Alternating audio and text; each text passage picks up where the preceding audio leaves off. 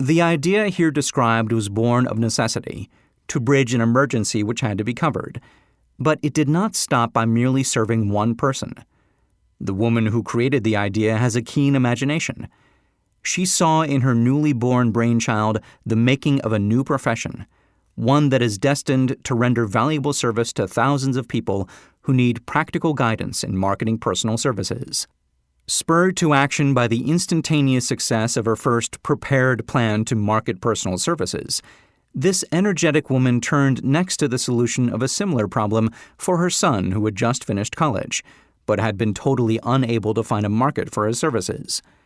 The plan she originated for his use was the finest specimen of merchandising of personal services I have ever seen. When the plan book had been completed, it contained nearly 50 pages of beautifully typed, properly organized information, telling the story of her son's native ability, schooling, personal experiences, and a great variety of other information too extensive for description. The plan book also contained a complete description of the position her son desired, together with a marvelous word picture of the exact plan he would use in filling the position.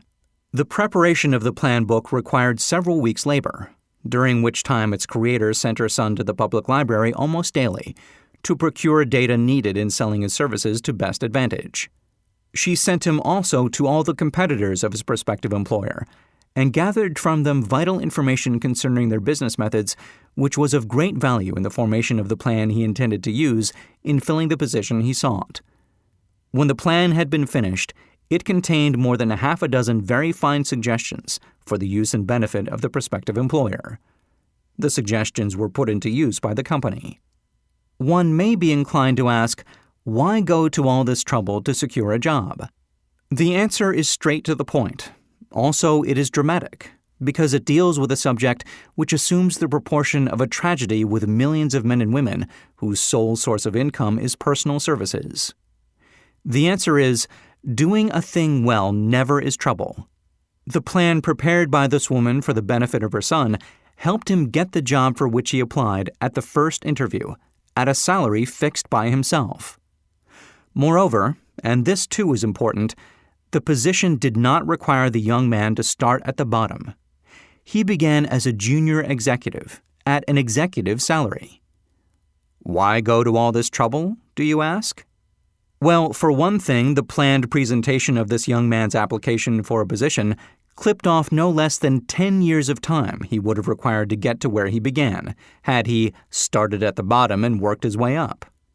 This idea of starting at the bottom and working one's way up may appear to be sound, but the major objection to it is this. Too many of those who begin at the bottom never manage to lift their heads high enough to be seen by opportunity, so they remain at the bottom. It should be remembered also that the outlook from the bottom is not so very bright or encouraging. It has a tendency to kill off ambition. We call it getting into a rut, which means that we accept our fate because we form the habit of daily routine, a habit that finally becomes so strong we cease to try to throw it off. And that is another reason why it pays to start 1 or 2 steps above the bottom.